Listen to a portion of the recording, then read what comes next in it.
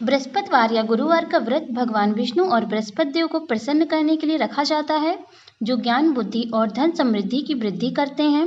व्रत के दिन सुबह उठकर स्नान कर पीले वस्त्र पहने, फिर विष्णु जी और बृहस्पति देव का ध्यान कर व्रत का संकल्प लें। पूजा में फूल, फल, हल्दी, गुड़, चना और केले का उपयोग करें। गुरुवार व्रत कथा पढ़ें या सुनें और विष्णु जी की आरती करें। व्रत के दिन नमक का सेवन ना करें, केले के वृक्ष की पूजा करें और शाम को केले का दान करें। बृहस्पतिवार व्रत कथा।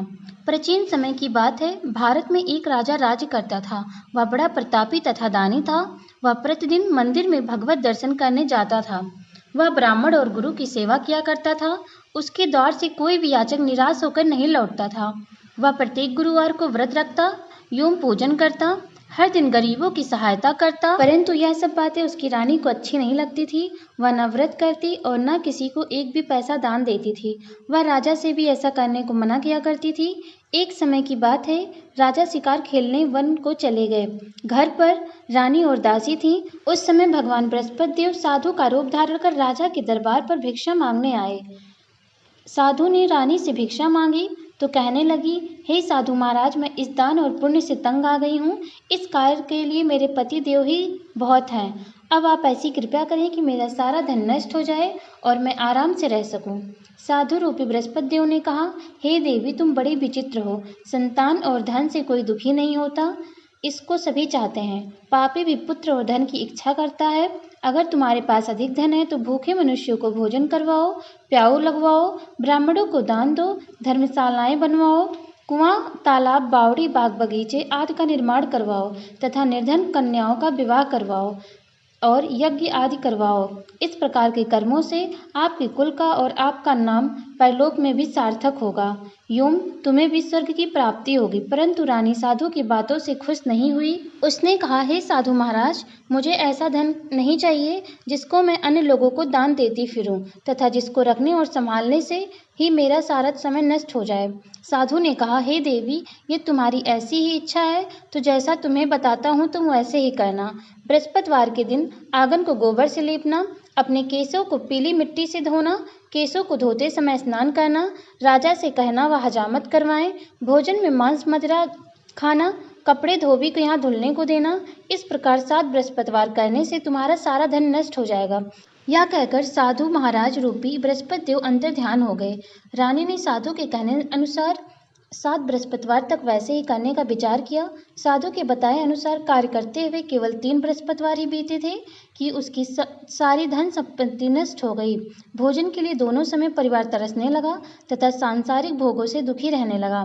तब राजा रानी से कहने लगा कि हे रानी, तुम यहाँ पर रहो, मैं दूसरे देश को जाता हूँ, क्योंकि यहाँ पर मुझे सभी मनुष्य जानते हैं, इसलिए मैं यहाँ पर कोई काम नहीं कर सकता। मैं अब परदेश जा रहा हूँ, वहाँ कोई काम धंधा कर लूँगा, शायद हमारे भाग बदल जाएं। ऐसा कहकर राजा परदेश को चला गया। वह वहाँ जंगल से लकड़ी काट कर लाता और शहर में बेचता। इस तरह जीवन व्यतीत करने लगा। इधर राज्य के बिना रानी और दासियां दुखी रहने लगी। किसी दिन एक समय भोजन मिलता और किसी दिन जल पीकर ही रह जाती। एक समय रानी और दासियों को 7 दिन बिना भोजन के व्यतीत करने पड़े तो रानी ने अपनी दासी से कहा, हे दासी, यहाँ पास ही के नगर में मेरी बहन रहती है, वह बड़ी धनवान है, तो उसके पास जा और वहाँ से 5 सेर बेझर मांग के ले आ, जिससे कुछ समय के लिए गुजारा हो जाएगा। दासी रानी की बहन के पास गई। रानी की बहन उस समय पूजा कर रही थी। बृहस्पतिवार का दिन था। दासी ने रानी की बहन से कहा, हे रानी, मुझे आपकी बहन ने भेजा है, मुझे 5 सेर बेझर दे दो। दासी ने यह बात अनेक बार कही, परंतु रानी की बहन ने कोई उत्तर नहीं दिया, क्योंकि वह उस समय बृहस्पतिवार की कथा सुन रही थी। जब दासी को रानी की बहन से कोई उत्तर नहीं मिला तो वह बड़ी दुखी हुई। उसे क्रोध भी आया। वह लौटकर घर आ गई और रानी से बोली, हे रानी, आपकी बहन बहुत ही घमंडी है, वह छोटे लोगों से बात नहीं करती। मैंने उससे कहा तो उसने कोई उत्तर नहीं दिया, मैं वापस चली आई। रानी बोली, हे दासी, उसका कोई दोष नहीं है। जब बुरे वक्त आते हैं तब कोई सहारा नहीं देता। अच्छे बुरे का पता विपत्ति में ही लगता है। जो ईश्वर की इच्छा होगी वही होगा। यह सब हमारे भाग्य का दोष है। उधर रानी की बहन ने सोचा कि मेरी बहन की दासी आई थी, परंतु मैं उससे नहीं बोली, इससे वह बहुत दुखी हुई होगी। अतः कथा सुन और विष्णु भगवान का पूजन समाप्त कर वह अपनी बहन के घर आई और कहने लगी, हे बहन, मैं बृहस्पतिवार का व्रत कर रही थी, तुम्हारी दासी मेरे घर गई थी, परंतु जब तक कथा होती है तब तक हम लोग न उठते हैं और न ही बोलते हैं, इसलिए मैं नहीं बोली। कहो दासी क्यों गई थी? रानी बोली, बहन, हमारे घर में अनाज नहीं था, वैसे तुमसे कोई बात छिपी नहीं है, इस कारण मैंने दासी को तुम्हारे पास 5 सेर बेझल लेने के लिए भेजा था। रानी की बहन बोली, बहन देखो, बृहस्पति भगवान सबकी मनोकामना पूर्ण करते हैं, देखो शायद तुम्हारे घर में ही अनाज मिल जाए। यह सुनकर दासी घर के अंदर गई तो उसे एक घड़ा बेझर का मिल गया। उसे बड़ी हैरानी हुई, क्योंकि उसने एक एक बर्तन देख लिया था। उसने बाहर आकर रानी को बताया। दासी अपनी रानी से कहने लगी, हे रानी देखो, वैसे हमको जब अन्न नहीं मिलता तो हम रोज ही व्रत करते हैं, अगर इनसे इस व्रत की विधि तथा कथा पूछ ली जाए तो उसे हम भी कर सकते हैं। दासी के कहने पर रानी ने अपनी बहन से बृहस्पतिवार व्रत के बारे में पूछा। उसकी बहन ने बताया, हे रानी, बृहस्पतिवार को सूर्योदय से पूर्व उठकर स्नान करके बृहस्पतिवार का व्रत करना चाहिए, लेकिन उस दिन सर नहीं धोना चाहिए। बृहस्पतिवार के व्रत में चने की दाल और मुनक्का से विष्णु भगवान को केले के वृक्ष की जड़ से पूजन करें तथा दीपक जलाएं। उस दिन एक ही समय का भोजन करें, भोजन पीले खाद्य पदार्थ का करें तथा कथा सुने। इस प्रकार करने से गुरु भगवान प्रसन्न होते हैं, अन्न पुत्र धन देते हैं। इस तरह व्रत और पूजन की विधि बताकर रानी की बहन अपने घर लौट गई। रानी और दासी दोनों ने निश्चय किया कि वह बृहस्पति देव भगवान का पूजन जरूर करेंगी। 7 दिन बाद जब बृहस्पतिवार आया तो उन्होंने व्रत रखा, घुड़साल में जाकर चना और गुड़ बेल लाई तथा उसकी डाल से केले की जड़ में भगवान विष्णु का पूजन किया। अब भोजन कहाँ से आए? दोनों बड़ी दुखी हुई, परंतु उन्होंने व्रत किया था, इस कारण बृहस्पति देव भगवान प्रसन्न थे। वे एक साधारण व्यक्ति के रूप में 2 थालों में सुंदर पीला भोजन लेकर आए और दासी को देकर कहा, हे दासी, यह भोजन तुम्हारे और रानी के लिए है, तुम दोनों करना। दासी भोजन पाकर बड़ी प्रसन्न हुई और रानी से बोली, रानी जी भोजन कर लो। रानी को भोजन आने के बारे में कुछ पता नहीं था, इसलिए वह दासी से बोली, जा तू ही भोजन कर, क्योंकि तू हमारा व्यर्थ में हंसी उड़ाती है। दासी बोली, एक व्यक्ति अभी भोजन दे गया है। रानी कहने लगी, वह तेरे लिए भोजन दे गया है, तू ही भोजन कर। दासी ने कहा, वह व्यक्ति हम दोनों के लिए 2 थालों में भोजन दे गया है, इसलिए मैं और आप दोनों ही साथ साथ भोजन करेंगी। फिर दोनों ने गुरुवार भगवान का नमस्कार कर भोजन प्रारंभ किया। उसके बाद वे दोनों प्रत्येक बृहस्पतिवार को गुरु भगवान का व्रत और पूजन करने लगी। बृहस्पति भगवान की कृपा से उनके पास धन हो गया, परंतु रानी फिर पहले की तरह आलस्य करने लगी। तब दासी बोली, देखो रानी, तुम पहले भी इस प्रकार आलस्य करती थी, तुम्हें धन रखने में कष्ट होता था, इस कारण सभी धन नष्ट हो गया। अब गुरु भगवान की कृपा से धन मिला है तो फिर तुम्हें फिर आलस्य होता है। बड़ी मुसीबतों के बाद हमने यह धन पाया है, इसलिए हमें दान पुण्य करना चाहिए। तुम भूखे मनुष्यों को भोजन करवाओ, प्याऊ लगवाओ, ब्राह्मणों को दान दो, कुआं, तालाब, बावड़ी आदि का निर्माण करवाओ, मंदिर पाठशाला बनवाकर दान दो, कुंवारी कन्याओं का विवाह करवाओ, धन को शुभ कार्यों में खर्च करो, जिससे तुम्हारे कुल का यश बढ़े तथा स्वर्ग प्राप्त हो और पितृ प्रसन्न हो। दासी की बात मानकर रानी ने इसी प्रकार के कर्म करने प्रारंभ किए, जिससे उनका काफी यश फैलने लगा। एक दिन रानी और दासी आपस में विचार करने लगी कि न जाने राजा किस दशा में होंगे, उनकी कोई खोज खबर भी नहीं है। उन्होंने श्रद्धापूर्वक गुरु भगवान से प्रार्थना की कि राजा जहाँ कहीं भी हो शीघ्र वापस आ जाए। उधर राजा परदेश में बड़ी दुखी से रहने लगा। वह प्रतिदिन जंगल से लकड़ी बीन कर लाता और उसे शहर में बेचकर अपने दुखी जीवन को बड़ी कठिनता से व्यतीत करता। एक दिन दुखी हो अपनी पुरानी बातों को याद करके वह रोने लगा और उदास हो गया। उसी समय राजा के पास बृहस्पति देव साधु के वेश में आकर बोले, हे लकड़हारे, तुम इस सुनसान जंगल में किस चिंता में बैठे हो, मुझे बतलाओ। यह सुन राजा ने के नेत्रों में जल भर आया। साधु की वंदना कर राजा ने अपनी संपूर्ण कहानी सुना दी। महात्मा दयालु होते हैं। वे राजा से बोले, हे राजा, तुम्हारी पत्नी ने बृहस्पति देव के प्रति अपराध किया था जिसके कारण तुम्हारी यह दशा हुई। अब तुम चिंता मत करो, भगवान तुम्हें पहले से अधिक धन देंगे। देखो तुम्हारी पत्नी ने बृहस्पतिवार का व्रत प्रारंभ कर दिया है। अब तुम भी बृहस्पतिवार का व्रत करके चने की दाल व गुड़ जल के लोटे में डालकर केले का पूजन करो, फिर कथा कहो या सुनो। भगवान तुम्हारी सब मनोकामना को पूर्ण करेंगे। साधु की बात सुनकर राजा बोले, हे प्रभु, लकड़ी बेचकर तो इतना पैसा भी नहीं बचता जिससे भोजन के उपरांत कुछ बचा सकूं। मैंने रात्रि में अपने रानी को व्याकुल देखा है। मेरे पास कोई साधन नहीं है जिससे उसका समाचार जान सकूं। फिर मैं कौन सी कहानी कहूं यह भी मुझको मालूम नहीं है। साधु ने कहा, हे राजा, मन में बृहस्पति भगवान के पूजन व्रत का निश्चय करो, वह स्वयं तुम्हारे लिए कोई राह बना देंगे। बृहस्पतिवार के दिन तुम रोजाना की तरह लकड़ियां लेकर शहर में जाना। तुम्हें रोज से दोगुना धन मिलेगा जिससे तुम भली भांति भोजन कर लोगे तथा बृहस्पति देव की पूजा का सामान भी आ जाएगा। जो तुमने बृहस्पतिवार की कहानी के बारे में पूछा वह इस प्रकार है। प्राचीन काल में एक ब्राह्मण था। वो बहुत निर्धन था। उसकी कोई संतान नहीं थी। उसकी स्त्री बहुत ही मलिनता के साथ रहती थी। वो ना तो स्नान करती और ना ही किसी देवता का पूजन करती थी। इस कारण ब्राह्मण देवता बहुत दुखी रहते थे। बेचारी बहुत कुछ कहते थे किंतु उसका कोई परिणाम नहीं निकला। भगवान की कृपा से ब्राह्मण के घर में एक कन्या का जन्म हुआ। कन्या समय के साथ बड़ी होने लगी। वह कन्या प्रातः काल में ही स्नान करके भगवान विष्णु का जाप करती थी। कन्या ने बृहस्पतिवार का व्रत भी नियम पूर्वक करना प्रारंभ कर दिया। पूजा पाठ समाप्त होने पर पाठशाला जाती तो अपनी मुट्ठी में जौ भर के ले जाती और पाठशाला के मार्ग में डालती जाती। लौटते समय वही जो सड़ के हो जाते और उसे बीनकर घर ले आती। एक दिन वह कन्या सूप में उन सोने की जौ को फटकार कर साफ कर रही थी कि तभी कन्या की माँ ने देख लिया और कहा कि बेटी, सोने की जौ को फटकारने के लिए तो सोने का सूप भी होना चाहिए। दूसरे दिन बृहस्पतिवार था। कन्या ने व्रत रखा और बृहस्पति देवता से प्रार्थना की कि हे बृहस्पति देव, मुझे सोने का सूप दे दो। बृहस्पति देवता ने उसकी प्रार्थना स्वीकार कर ली। फिर रोजाना की तरह वह कन्या जौ फैलाती हुई पाठशाला चली गई। पाठशाला से लौटकर जब वह नित्य की भांति जौ बीन रही थी तो बृहस्पति देव की कृपा से उसे एक सोने का सूप मार्ग में पड़ा मिला। उस सोने के सूप को वह घर ले आई और उससे जौ साफ करने लगी, परंतु उसकी माँ का वही ढंग रहा। एक दिन की बात है, जब कन्या सोने के सूप में जौ साफ कर रही थी, उस समय जिस नगर में कन्या और उसका परिवार रहता था, उसी नगर का राजकुमार उसके घर के पास से निकला। कन्या के रंग और रूप को देखकर वह कन्या पर मोहित हो गया। जब वह अपने राजमहल में गया तो वह बहुत उदास रहने लगा और बिना भोजन किए ही लेट गया। राजा को जब राजकुमार के द्वारा अन्न जल त्यागने का समाचार ज्ञात हुआ तो अपने मंत्रियों के साथ वह राजकुमार के पास गया और पूछा कि हे पुत्र, तुम्हें किस बात का दुख है और तुमने भोजन क्यों त्याग दिया है।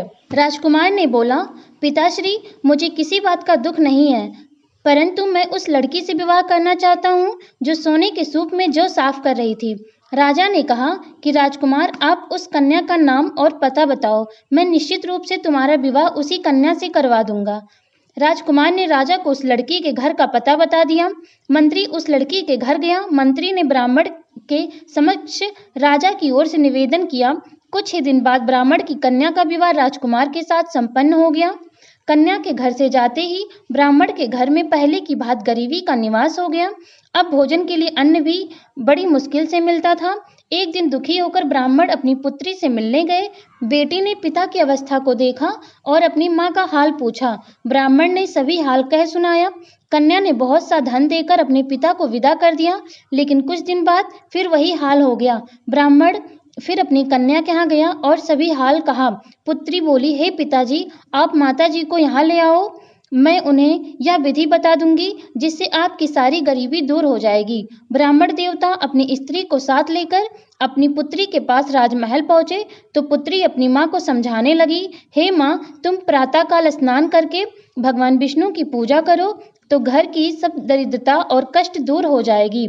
परंतु उसकी माँ ने उसकी एक भी बात नहीं मानी। वह पहले की तरह ही प्रातःकाल उठकर अपनी पुत्री की बची जूठन को खा लेती थी। एक दिन उसकी पुत्री को बहुत गुस्सा आया। उसने अपनी माँ को एक कोठरी में बंद कर दिया। प्रातःकाल में अपनी माँ को कोठरी से बाहर निकालकर स्नान आदि करा के पूजा पाठ करवाया तो उसकी माँ की बुद्धि ठीक हो गई। इसके बाद उसकी माँ भी नियम से नित्य पूजा पाठ करने लगी और प्रत्येक बृहस्पतिवार को व्रत करने लगी। इस व्रत के प्रभाव से मृत्यु के बाद वह स्वर्ग को गई। वह ब्राह्मण भी सुखपूर्वक इस लोक का सुख भोग कर स्वर्ग को प्राप्त हुआ। इस तरह कहानी सुनाकर साधु बने देवता वहां से लोप हो गए। धीरे धीरे समय व्यतीत होने पर फिर बृहस्पतिवार का दिन आया। राजा जंगल से लकड़ी काटकर शहर में बेचने गया। उसे उस दिन और दिनों से ज्यादा धन मिला। लकड़हारा बने राजा ने चना गुड़ आदि लाकर बृहस्पतिवार का व्रत किया। उस दिन से उसके सभी क्लेश दूर हुए। परंतु जब अगले बृहस्पतिवार का दिन आया तो लकड़हारा बना राजा बृहस्पतिवार का व्रत करना भूल गया। इस कारण बृहस्पति भगवान नाराज हो गए। उस दिन उस नगर के राजा ने विशाल यज्ञ का आयोजन किया था तथा अपने समस्त राज्य में घोषणा करवा दी कि सभी राजमहल में भोजन करने आए, कोई अपने घर में खाने के लिए चूल्हा न जलाए। इस आज्ञा को जो नहीं मानेगा उसको फांसी दे दी जाएगी। राजा की आज्ञानुसार राज्य के सभी वासी राजा के भोज में सम्मिलित हुए, लेकिन लकड़हारा कुछ देर से पहुंचा, इसलिए राजा उसको अपने साथ महल में ले गए। जब राजा लकड़हारे को भोजन करा रहे थे तो रानी की दृष्टि उस खूंटी पर पड़ी जिस पर रानी का हार लटका हुआ था। उसे हार खूंटी पर लटका हुआ नहीं दिखाई दिया। रानी को निश्चय हो गया कि मेरा हार इस लकड़हारे ने चुरा लिया है। उसी समय सैनिक बुलवाकर लकड़हारे को जेल में डलवा दिया। लकड़हारा जेल में विचार करने लगा कि न जाने कौन से पूर्व जन्म के कर्म से मुझे यह दुख प्राप्त हुआ है, और जंगल में मिले उस साधु को याद करने लगा। उसी समय बृहस्पति देव साधु के रूप में प्रकट हो गए और कहने लगे, अरे मूर्ख, तुमने बृहस्पति देव का व्रत और पूजा नहीं की और सुख में उन्हें भूल गए, इसी कारण तुझे यह दुख प्राप्त हुआ है। अब चिंता मत कर, बृहस्पतिवार के दिन जेल खाने के अंदर तुझे 4 पैसे पड़े मिलेंगे, उनसे तुम बृहस्पतिवार की पूजा करना तो तुम्हारे सभी कष्ट दूर हो जाएंगे। अगले बृहस्पतिवार उसे जेल के द्वार पर 4 पैसे मिले। राजा ने पूजा का सामान मंगवाकर कथा कही और प्रसाद बांटा। उसी रात्रि में बृहस्पति देव ने उस नगर के राजा के स्वप्न में आकर उससे कहा, हे राजा, तूने जिसे जेल में बंद किया है उसे कल छोड़ देना, वह निर्दोष है। राजा प्रातःकाल उठा और खूंटी पर हार टंगा देखकर लकड़हारे को बुलाकर उस लकड़हारे से क्षमा मांगी और लकड़हारे बने राजा के योग्य सुंदर वस्त्र आभूषण भेंट कर उसे विदा कर दिया। उस साधु की आज्ञानुसार राजा अपने नगर को चल दिया। राजा जब नगर के निकट पहुंचा तो उसे बड़ा ही आश्चर्य हुआ। नगर में पहले से अधिक बाग, तालाब, कुएं और बहुत सी धर्मशालाएं, मंदिर आदि बने हुए थे। राजा ने नगर के एक व्यक्ति से पूछा कि यह किसका बाग और धर्मशाला है। तब नगर के उस व्यक्ति ने बताया कि यह सब इस राज्य की रानी और दासी ने बनवाया है। राजा को आश्चर्य हुआ और गुस्सा भी आया कि उसकी अनुपस्थिति में रानी के पास धन कहाँ से आया। जब रानी ने यह खबर सुनी कि राजा आ रहे हैं तो उसने अपनी दासी से कहा, हे दासी, देख राजा हमको कितनी बुरी हालत में छोड़ गए थे, वह हमारी ऐसी हालत देखकर लौट न जाएं, इसलिए तू दरवाजे पर खड़ी हो जा। रानी की आज्ञानुसार दासी दरवाजे पर खड़ी हो गई और जब राजा आए तो उन्हें अपने साथ महल में लेवा लाई। तब राजा ने क्रोध करके अपनी तलवार निकाली और पूछने लगा, बताओ यह धन तुम्हें कैसे प्राप्त हुआ है। तब रानी ने सारी कथा सुनाई। राजा ने निश्चय किया कि मैं रोजाना दिन में 3 बार कहानी करूंगा और रोज व्रत करूंगा। अब हर समय राजा के दुपट्टे में चने की दाल बधी रहती थी तथा दिन में 3 बार कथा कहता। एक रोज राजा ने विचार किया कि चलो अपने बहन के यहाँ चलते हैं। इस तरह का निश्चय कर राजा घोड़े पर सवार होकर अपनी बहन के यहाँ चल दिया। मार्ग में उसने देखा कि कुछ आदमी एक मुर्दे को ले जा रहे थे। उन्हें रोककर राजा कहने लगा, अरे भाइयों, मेरी बृहस्पतिवार की कथा सुन लो। वे लोग बोले, लो, हमारा तो आदमी मर गया है, इसको अपनी कथा की पड़ी है। परंतु कुछ आदमी बोले, अच्छा कहो, हम तुम्हारी कथा भी सुनेंगे। राजा ने दाल निकाली और कथा कहनी शुरू कर दी। जब तक कथा आधी हुई तो मुर्दा हिलने लगा और जब कथा समाप्त हुई तो राम राम करके मुर्दा खड़ा हो गया। राजा आगे बढ़ा। उसे चलते चलते शाम हो गई। आगे मार्ग में उसे एक किसान खेत में हल चलाता मिला। राजा ने उससे कथा सुनने का आग्रह किया, लेकिन वह नहीं माना। राजा आगे चल पड़ा। राजा के चलते ही बैल पिछाड़ खाकर गिर गए तथा किसान के पेट में बहुत जोर से दर्द होने लगा। उसी समय किसान की माँ रोटी लेकर आई। उसने जब देखा तो अपने पुत्र से सब हाल पूछा। बेटे ने सभी हाल बता दिया। बुढ़िया दौड़ी दौड़ी उस घुड़सवार के पास पहुंची और उससे बोली, मैं तेरी कथा सुनूंगी, तू अपनी कथा मेरे खेत पर चलकर कहना। राजा ने लौटकर बुढ़िया के खेत पर जाकर कथा कही, जिसको सुनते ही बैल खड़े हो गए तथा किसान के पेट का दर्द बंद हो गया। राजा अपनी बहन के घर पहुंच गया। बहन ने भाई की खूब मेहमानी की। दूसरे रोज प्रातःकाल राजा जागा तो वह देखने लगा कि सब लोग भोजन कर रहे हैं। राजा ने अपनी बहन से जब पूछा, ऐसा कोई मनुष्य है जिसने भोजन नहीं किया हो तो मेरे बृहस्पतिवार की कथा सुन ले। बहन बोली, हे भैया, यह देश ऐसा ही है। यहाँ लोग पहले भोजन करते हैं, बाद में कोई काम करते हैं। फिर वह एक कुम्हार के घर गई जिसका लड़का बीमार था। उसे मालूम हुआ कि उसके यहाँ 3 दिन से किसी ने भोजन नहीं किया है। रानी ने अपने भाई की कथा सुनने के लिए कुम्हार से कहा। वह तैयार हो गया। राजा ने जाकर बृहस्पतिवार की कथा कही, जिसको सुनकर उसका लड़का ठीक हो गया। अब तो राजा की पूरे राज्य में प्रशंसा होने लगी। एक दिन राजा ने अपनी बहन से कहा, हे बहन, मैं अब अपने घर जाऊंगा, तुम भी तैयार हो जाओ।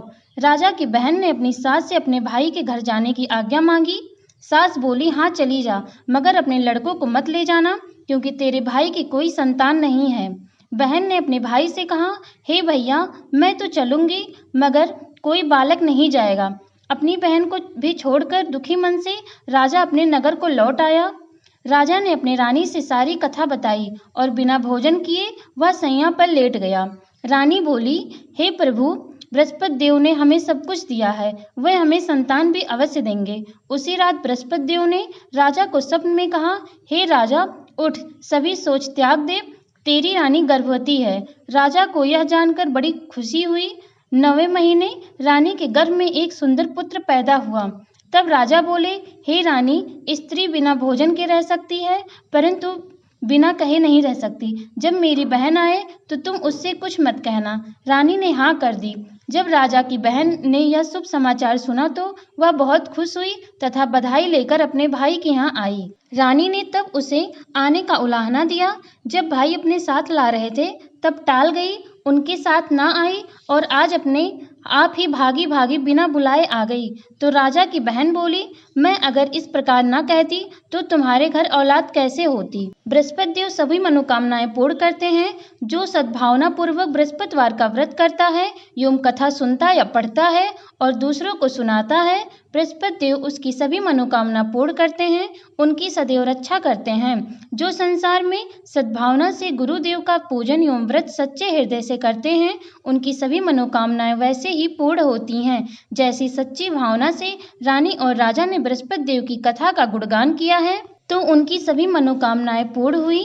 अनजाने में भी बृहस्पति देव की उपेक्षा न करें, ऐसा करने से सुख शांति नष्ट हो जाती है। इसलिए सबको कथा सुनने के बाद प्रसाद लेकर जाना चाहिए। हृदय से उनका मनन करते हुए जयकारा बोलना चाहिए। हमारी कथा यहीं पर समाप्त होती है। आपने संपूर्ण कथा सुनी, इससे भगवान आपकी सभी मनोकामनाएं अवश्य पूर्ण करेंगे।